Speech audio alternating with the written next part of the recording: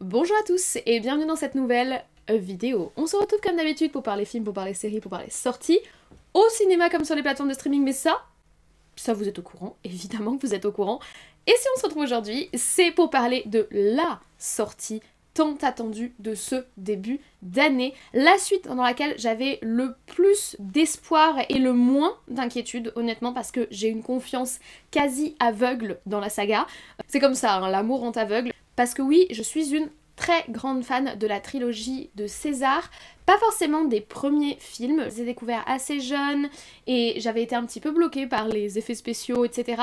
Donc je suis pas forcément une fan de la saga originale, mais la trilogie autour de César qui nous ont sorti ces dernières années m'a vraiment fait tomber amoureuse de ces personnages, de ces enjeux politiques, économiques, sociaux, de ce que ça dit sur nous et notre humanité. Et je suis juste ravie que ça continue. Franchement, j'avais très peu d'inquiétude et je suis donc trop contente d'en parler avec vous après l'avoir découvert au cinéma. Et je remercie le créateur de ce filtre trouvé sur TikTok qui me permet de vous faire une introduction un petit peu thématique, ce qui fait toujours plaisir. Par contre, je vous cache pas qu'on va retrouver un visage un peu plus humain pour la suite de la vidéo et un peu plus émotif aussi. Mais je trouve quand même que je suis un singe plutôt convaincant.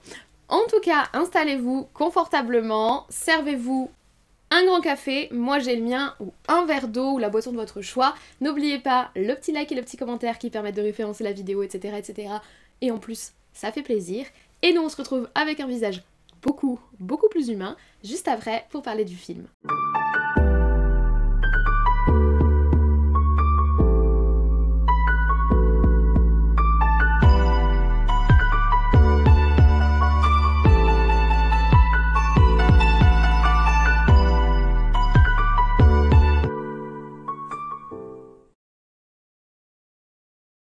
Alors, avant de rentrer dans le vif du sujet du film qui vient juste de sortir en 2024, j'aimerais revenir plus avant par rapport à ce que je vous ai dit sur la saga La Planète des Singes, que ce soit au cinéma, le bouquin, etc. Comme je vous l'ai dit, c'est pas une saga dont je suis une fan de la première heure. Je pense que maintenant que je suis adulte, je prendrai plus de plaisir à redécouvrir les anciens films. C'est d'ailleurs prévu parce que ce film-là m'a vraiment donné envie de me replonger dans toute la saga. Mais j'ai découvert l'univers de La Planète des Singes quand j'étais assez jeune. J'ai d'abord commencé par le film de Tim Burton, qui m'avait plu sans plus, enfin il m'a pas vraiment marqué et j'ai pas l'impression que ce soit le film préféré de la saga. Et suite au film de Tim Burton, mon grand-père m'avait fait découvrir tous les anciens qui lui faisaient partie de sa culture cinématographique à lui. Et j'avoue que j'étais passée un petit peu à côté en fait des thématiques qui sont abordées et de toute la complexité de la saga parce que j'étais en fait trop jeune. À cette époque-là, je voyais surtout un espèce de film d'action avec des masques de singes un peu flippants.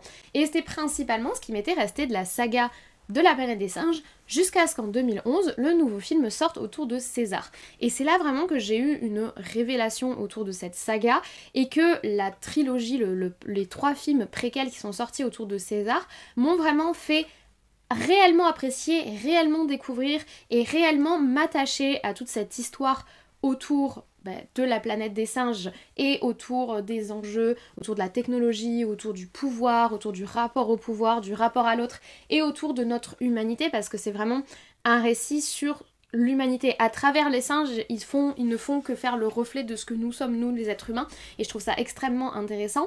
Du coup, j'ai suivi avec un énorme enthousiasme les 3 films, donc celui de 2011, La Planète des Singes, les origines, celui de 2014, La Planète des Singes, l'affrontement, et le dernier de 2017, La Planète des Singes, suprématie. J'ai vraiment suivi avec vraiment un aspect très fasciné. En plus, ce sont des films qui sont absolument magnifiques. L'usage de la motion capture, c'est juste... Enfin, c'est parfait, en fait, je trouve, pour ce dont on a besoin pour animer La Planète des Singes. Alors, attention, je ne nie pas du tout le travail exceptionnel qui avait été fait dans les années 60-70 autour des premiers films. Les prothèses qui avaient été créées pour les premiers films, c'était une révolution. Et de toute façon, les premiers films de La Planète des Singes ont vraiment marqué une révolution cinématographique qui est majeure. Et je pense assez difficile à mesurer, mais qui a eu un impact énorme sur la façon dont on a par la suite adapté des univers alternatifs, des dystopies et sur l'impact que ça a eu sur la SF. De toute façon, de base, le livre, qui a d'ailleurs été écrit par un Français, Cocorico pour nous, c'est Monsieur Pierre Boulle, livre qui est sorti en 63. Les gens sont relativement d'accord pour dire qu'il a eu un impact extrêmement important sur la science-fiction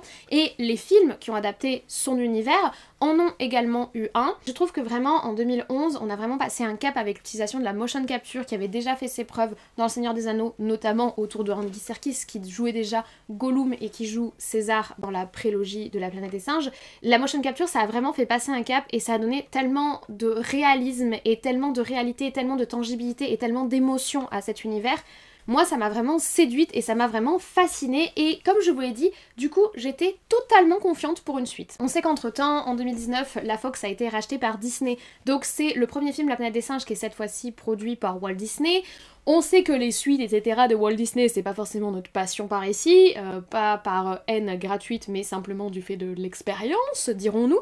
Mais ça m'a pas pourtant refroidi et je suis vraiment super confiante sur cet univers et j'ai vraiment envie d'en découvrir plus. Et j'ai envie en fait de voir la prélogie raccorder les wagons avec le film de 68, les films de 70 et les univers qu'on a découverts, en fait la planète des singes qu'on a découvert initialement, où se retrouve projeté cet astronaute qui va découvrir cette planète étrange où le monde est inversé par rapport à celui qu'il connaît et où cette inversion de valeur permet au spectateur d'avoir un regard différent sur sa propre réalité, la guerre froide, le racisme, les enjeux sociaux, l'esclavage, les camps de travail, etc. J'ai vraiment envie de voir ce raccord se faire et donc le fait que le film se passe plusieurs décennies, plusieurs générations après la saga de César, petit sniff parce que César ne serait plus là, mais je trouvais ça, en fait je trouvais tout enthousiasmant. Franchement je trouvais ce projet super enthousiasmant et je l'ai donc découvert au cinéma et c'est donc de lui qu'on va parler aujourd'hui. La Planète des Singes, le nouveau royaume, est donc sorti le 22 mai 2024 en salle chez nous en France. Il dure 2h25, c'est donc un beau bébé. Pour moi, la durée n'était pas une inquiétude à partir du moment où on a quelque chose à raconter et j'ai vraiment le sentiment que dans l'univers de La Planète des Singes, on a quand même beaucoup de choses à raconter. Le film est réalisé par Wes Ball. Alors ce n'est pas lui qui a travaillé sur les précédents films, lui il est principalement connu pour la saga Le Labyrinthe, qui a adapté le roman de young adult Le Labyrinthe et qui est une saga en 4 films il me semble. Non j'ai des bêtises, c'est une trilogie, il n'y a que 3 films, puisqu'on finit sur Le Remède Mortel. Dont je ne suis pas très fan, j'aime bien le premier film, mais j'ai préféré la saga littéraire que son adaptation, qui fait un peu artificiel, mais qui touchait déjà à une terre désolée, abandonnée, etc. et un monde post-apocalyptique, dystopique. Donc il reste un petit peu dans ce qu'il a déjà connu au cinéma, mais avec quand même une toute autre envergure. Et comme je l'ai dit, dans cette suite de la trilogie de César, on va redécouvrir la Terre, mais plusieurs générations après le temps de César. Les singes ont donc définitivement pris le pouvoir sur les humains qui ont régressé de plus en plus à cause du virus qui rend les singes intelligents et qui rend les humains, eux, beaucoup moins intelligents. Cependant, quelques humains continuent à avoir accès à des choses comme la parole ou la réflexion complexe, et ils essayent de survivre dans cet univers dominé par les singes. C'est d'ailleurs un jeune singe qu'on va découvrir au début du film, un jeune singe qui vient d'un clan plutôt pacifique, qui élève des oiseaux, loin des humains et des problèmes qu'ils peuvent poser, et loin des autres singes. Malheureusement, ils vont se retrouver projetés dans des enjeux qui les dépassent, alors qu'un clan de singes à la recherche d'une jeune fille particulièrement intelligente va envahir le leur, et que le jeune homme, qui est également le fils du chef, va se retrouver être le seul laissé derrière et donc va se donner pour mission de sauver sa famille et son clan d'un tyrannique Proximus qui se dit héritier de la parole de César. On va donc le suivre dans son voyage et découvrir à ses côtés les changements qu'a connus la Terre durant ces quelques générations, que ce soit des changements extérieurs et visibles au niveau des environnements dans lesquels il évolue, mais également des changements autour des enjeux entre singes, humains, mais également entre les singes eux-mêmes, au final assez loin de l'idéal que César avait porté dans la prélogie. Voilà donc pour l'histoire qui nous attend, mais avant de rentrer directement dans le fond du film, vous me connaissez, je vais d'abord parler avec vous de la forme, et c'est magnifique.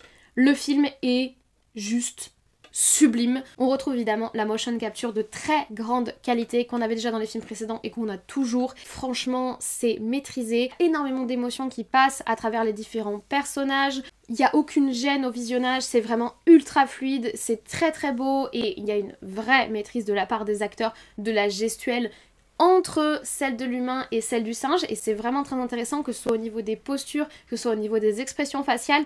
On sent l'intelligence, la réflexion, on sent la sociabilité qui est très proche de la nôtre humaine, mais on a un mélange quasi fusionnel avec des expressions plus signesques et j'ai adoré qu'ils aient gardé l'usage du langage des signes et que ce soit toujours présent dans l'héritage, quels que soient les clans de singes, qu'il n'ait pas basculé totalement dans la parole et que le langage des signes soit toujours utilisé puisqu'il était central dans l'évolution de César dans les premiers films. Et là je trouve ça super intéressant qu'ils aient continué à l'utiliser dans la façon dont les singes s'adressent les uns aux autres, dans la façon dont ils communiquent, vraiment ça j'ai trouvé ça très très cool. Et alors les décors, mais c'est magnifique! On avait déjà eu un avant-goût avec les trailers, on avait déjà eu un avant-goût avec l'affiche qui était sublime, mais c'est beau, ça m'a mis le frisson, ça m'a presque mis la petite larme, parce qu'on est face à cet univers post-apo très végétalisé avec des anciennes traces humaines mais où on voit que la nature a repris ses droits, qui est très fantasmagorique. En tout cas moi c'est quelque chose qui a nourri énormément mon imaginaire, qui a nourri énormément mes diverses lectures, qui a nourri énormément les univers dystopiques et les univers post-apocalyptiques que j'ai fréquentés, et là le voir s'étaler sous mes yeux, j'ai trouvé ça franchement grandiose. Il y a quelque chose de grandiose, de végétal et de beau, et ça participe en fait à toute cette réflexion d'une espèce de retour à l'état sauvage, soi-disant à des valeurs plus traditionnelles, comme une sorte de relecture visuelle du mythe du bon sauvage, où la modernité, donc la corruption de la modernité, va être recouverte par la nature, va être soignée par la nature d'une certaine manière, et on va pouvoir recommencer sur une civilisation signesque, normalement sur les bases très utopistes qui ont été portées par César dans la prélogie. Une espèce de retour à l'état sauvage de la planète et pas seulement des hommes. Et malgré ça, pourtant, on va toujours avoir cet art qui persiste. Très intéressant de projeter les tares qu'on associe à la modernité dans un univers beaucoup plus végétal et beaucoup moins moderne, mais où ça touche toujours. Après, je reste étonnée par le fait que on reste dans cette trame qui a été lancée par le film des années 60 et que toutes les autres ont suivi, d'un univers signesque qui n'a pas plus évolué que ça. Enfin, il me semble, corrigez-moi, que dans le livre, les singes ont une société extrêmement évoluée et ils ont accès à des technologies très humaines, avec des véhicules, avec des bâtiments, avec des villes, etc.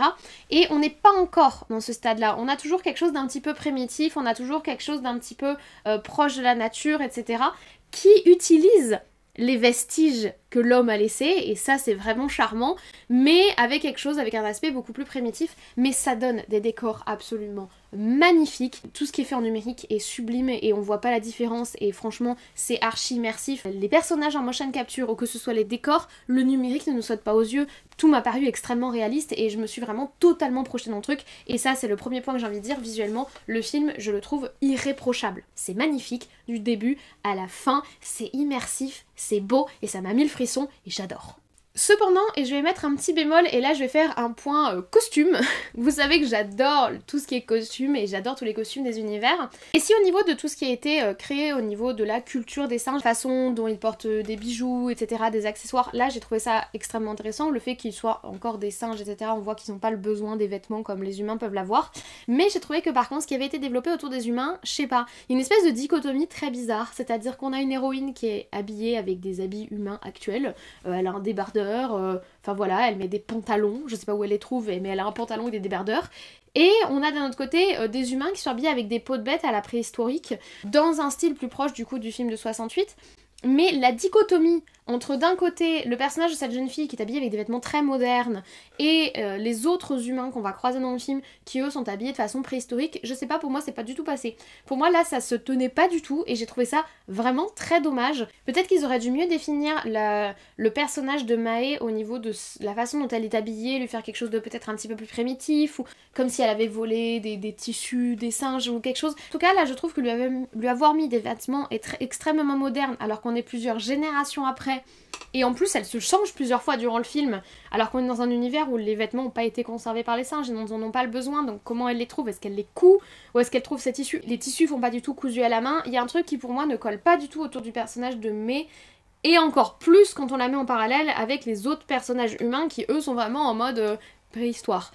Là pour moi il y a un truc qui est pas du tout collé et ça m'a vraiment fait un hic au visionnage, du coup je voulais vraiment vous en parler. Je sais que j'insiste sur les costumes mais c'est vraiment un truc que je trouve très important pour l'immersion d'un film, et là malheureusement j'ai trouvé que, je sais pas, il y avait un truc qui collait pas au niveau des personnages humains et de la façon dont sont habillés les personnages humains, et c'est bien dommage. Si on continue sur la forme, je vais enchaîner sur les musiques et la bande sonore et le soundtrack d'une manière générale. Là, je vais pas dire que je suis déçue parce que quand j'étais dans le film, j'ai pas du tout trouvé ça gênant ou quoi, mais après le visionnage, en sortant, il y a aucune musique qui m'est restée. Il y a rien qui m'est resté après le film et je trouve ça vraiment regrettable.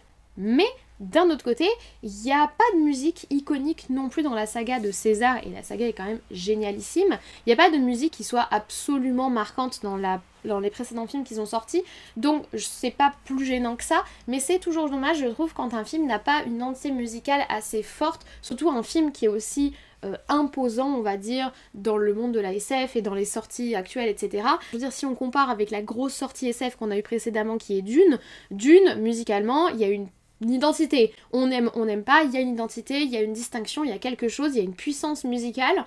Là, ça accompagne très très bien, c'est pas du tout gênant au visionnage, vraiment pas. Mais alors par contre, quand tu sors du film et que tu essayes de repenser à la musique, tu rentres chez toi et que tu lances la playlist sur Spotify et que tu réécoutes les musiques du film, ça m'a pas renvoyé en immersion dans l'univers et c'est un petit peu regrettable, honnêtement.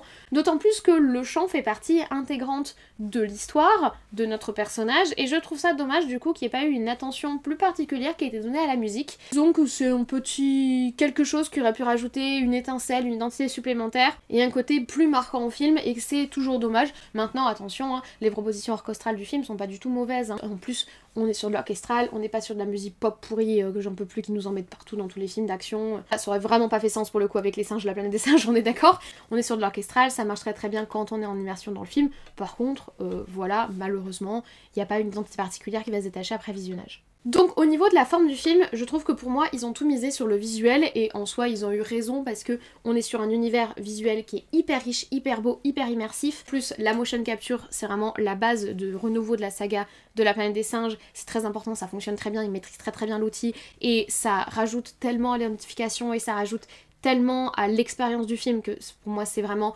majeur et c'est ce pourquoi je retiens le film. Mais malheureusement, au-delà de ça, je trouve quand même qu'il y a des petits hicks et des petits bémols, que ce soit au niveau de la construction de l'univers, comme je vous dis par exemple les costumes, ou que ce soit au niveau de l'extension même de cet univers, notamment musicalement, où je suis un petit peu restée sur ma faim. Et malheureusement, vous allez voir que quand on va parler du fond du film, je suis aussi restée sur ma faim par rapport à quelques petites choses. Et le premier point que j'aimerais évoquer avec vous, c'est le rythme. Le film est très très mou. C'est très très mou. La première heure est vraiment très longue et pour autant, je crois que c'est celle que j'ai le plus envie de revoir. Étonnamment. C'est assez paradoxal en fait ce que je suis en train de vous dire, et j'en ai conscience, mais la première heure, elle est très quotidienne, très douce. On découvre la vie de ces singes, comment les clans de singes se sont composés, comment ils fonctionnent, quelle hiérarchie sociale ils ont mis en place. Et c'est très intéressant, c'est très riche, il y a vraiment quelque chose de fascinant à regarder. Alors c'est super lent et du coup t'as l'impression qu'on rentre pas du tout dans le vif du sujet, mais j'ai quand même trouvé ce passage archi important pour les comprendre et pour comprendre les enjeux qu'on essaie de nous expliquer. Parce que ces singes, on l'a compris depuis César, mais ces singes, ils sont comme nous. Au final, le virus a juste donné le coup de pouce pour booster leur évolution et faire régresser la nôtre, mais ils sont comme nous, et aussi étonnant que cela puisse paraître, et c'était ce que le livre et les premiers films portaient déjà, dans leur choix d'évolution, leur choix d'organisation sociale, économique, militaire, guerrière, etc., en fait, ils nous ressemblent tellement, c'est notre miroir. C'est un miroir de nos propres choix et de nos propres sociétés,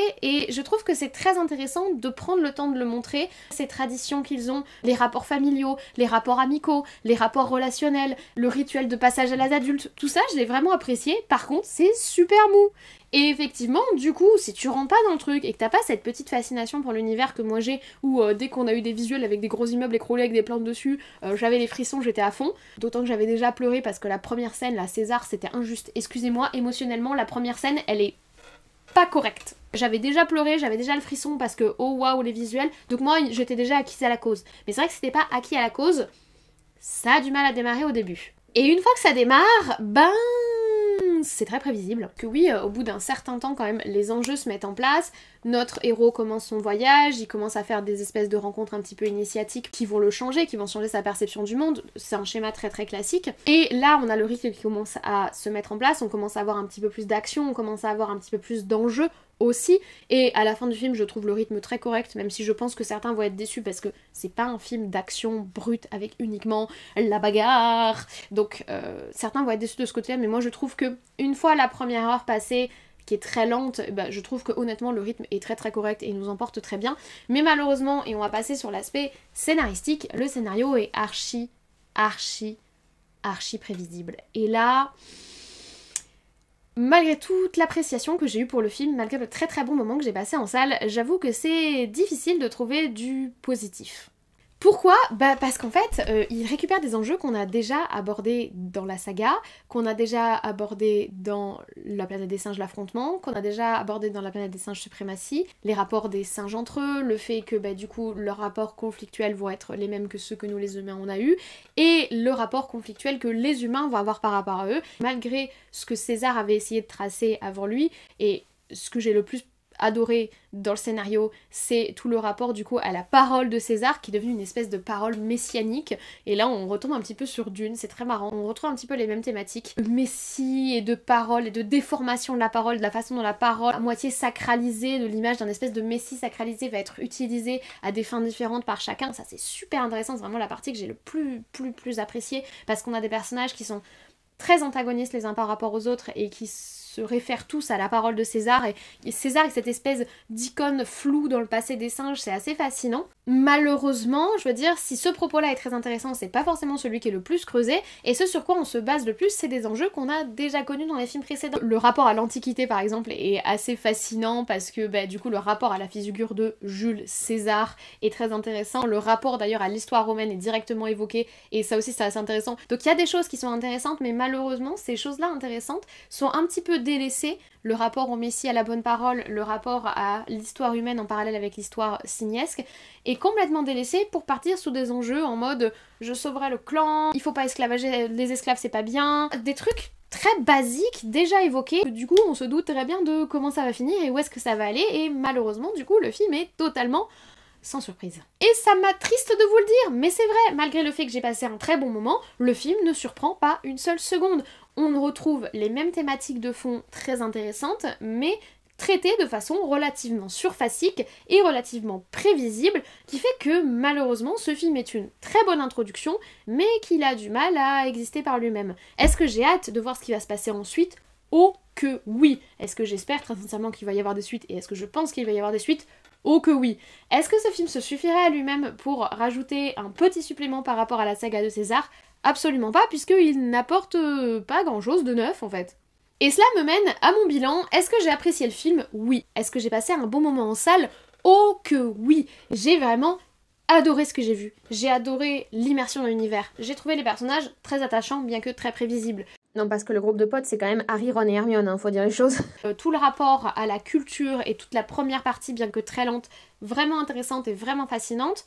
J'ai apprécié de retrouver les thématiques de fond de l'univers de La planète des singes, le racisme, le rapport à la guerre, le rapport à autrui, toute la question du rapport de force, de la dominance, de la hiérarchie, etc. Enfin, c'est vraiment très intéressant. Et également le rapport à la religion, que j'ai trouvé vraiment pertinent et qui a fait écho à Dune, et je trouve ça assez intéressant qu'on ait deux films de SF majeurs de cette année qui évoquent tous les deux cette thématique du Messie et de sa bonne parole et de la façon dont cette bonne parole peut être utilisée. C'est vraiment assez intéressant et c'est un hasard qui devrait être creusé, je trouve. Apparemment c'est un questionnement sur lequel le cinéma et notre société a envie de se retourner en ce moment, c'est intéressant.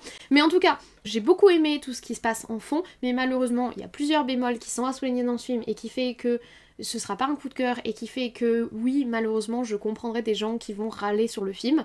Petit 1, c'est archi prévisible. Petit 2, le rythme est vraiment déstabilisant et pas franchement maîtrisé. Enfin, la première heure est vraiment trop lente et vraiment trop lourde en fait, et vraiment trop exploratoire pour emporter les gens dès le départ, pour vraiment aller chercher ceux qui ne sont pas acquis à la cause dès le départ et pouvoir les emporter dans l'univers. Et dans la définition visuelle de l'univers, je trouve que ça manque peut-être un petit peu de rigueur au niveau de certains costumes, etc.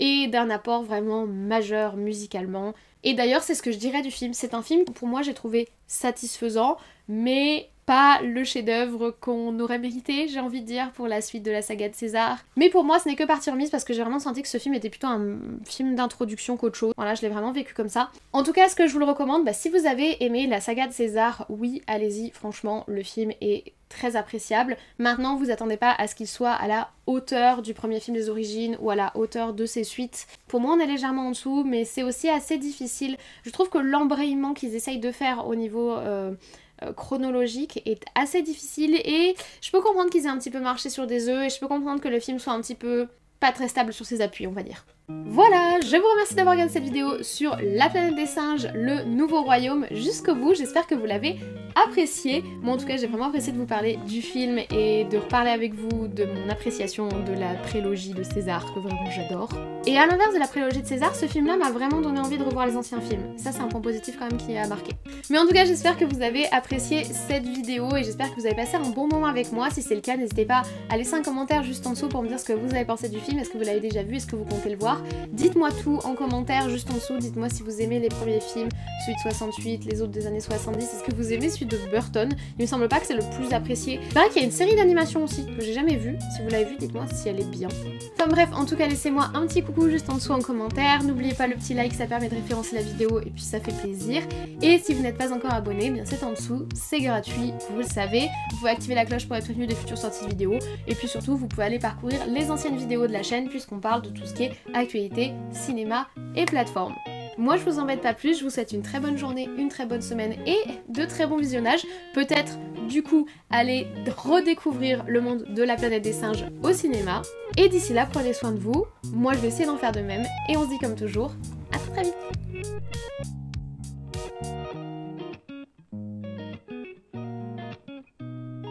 Oh mon dieu, regardez ce que j'ai trouvé! Les gens ont trop de talent, franchement le filtre tient hyper bien sur le visage, je peux faire plein d'expressions genre... Je peux même hausser un sourcil, regardez. J'adore, alors on peut passer la main dessous mais il tient franchement super bien, là vous allez voir un petit peu mon visage, mais je suis trop contente, franchement les gens ont trop de talent, j'ai trouvé ce filtre sur TikTok et c'était un trick que j'avais déjà utilisé pour l'introduction de ma vidéo sur Avatar. Je suis désolée de vous décevoir mais un masque de singe ou un maquillage de singe là c'est peut-être peu trop, me demander, mais je trouve que celui-ci me va plutôt bien. J'ai rajouté un petit peu de fourrure parce que au niveau du buste, ça faisait pas très réaliste. Déjà les mains sont pas méga raccord, mais on va faire avec parce que je suis trop ravie. Je suis pas fan de l'halo flou qu'ils ont fait, là c'est pour cacher les cheveux vous voyez, parce qu'en fait la tête, on laisserait apparaître une partie de mes cheveux. Je suis pas fan, mais je trouve quand même que ça rend super bien, surtout au niveau du suivi labial. Alors moi, je parle assez vite, donc forcément, il peut avoir du mal. Et puis, il faut beaucoup bien articuler. Mais franchement, voilà, j'ai rajouté un petit cuir pour donner un petit peu plus de carrure parce que mes petites épaules, ça le faisait pas trop. Et voilà, oh, je suis trop ravie, ravie de vous parler du film. Je suis trop ravie, enfin, je suis trop contente. Là, je suis trop contente. Voilà, on se retrouve en plus pour une longue vidéo, ça faisait longtemps que j'en avais pas fait, ça faisait longtemps que j'avais pas eu le temps d'en faire. Grâce au nouveau format, je peux sortir beaucoup plus de vidéos, je pense que vous l'avez remarqué. C'est toujours celui-ci est toujours le format avec lequel je suis le plus contente parce que je sais qu'on va parler longuement du film, etc. Bref, on est parti, let's go. Lève de l'amour, hein, c'est les lunettes de l'amour. J'avais oublié qu'il allait intégrer le masque. Franchement, c'est trop stylé. J'adore. Ah, petite pause pour la miniature. On est de retour avec mon vrai visage. Je vais détacher mes cheveux d'ailleurs et on va enlever ça. Voilà. Oh putain, ça tient chaud. Pardon, j'ai juré. Je voulais pas, c'était pas volontaire. Mais ça tient très chaud, hein. Sachez-le. Voilà. Je vous déconseille de mettre de la fourrure dans votre décolleté, ça tient très chaud. C'est une information dont vous aviez besoin, j'imagine. On a un petit peu trop de luminosité, là j'ai changé d'application, du coup j'ai pris mon application habituelle pour tourner et on a un petit peu trop de luminosité. Mais d'abord je vais me cafeter un peu parce que du coup j'ai tourné 5 fois l'introduction parce que les 4 premières fois il y a des musiques automatiques de TikTok qui se sont mises et je suis pas super, enfin je suis pas réalisée, je n'utilise pas assez l'application et je maîtrise pas assez les mystères de TikTok pour comprendre exactement ce qu'il me voulait.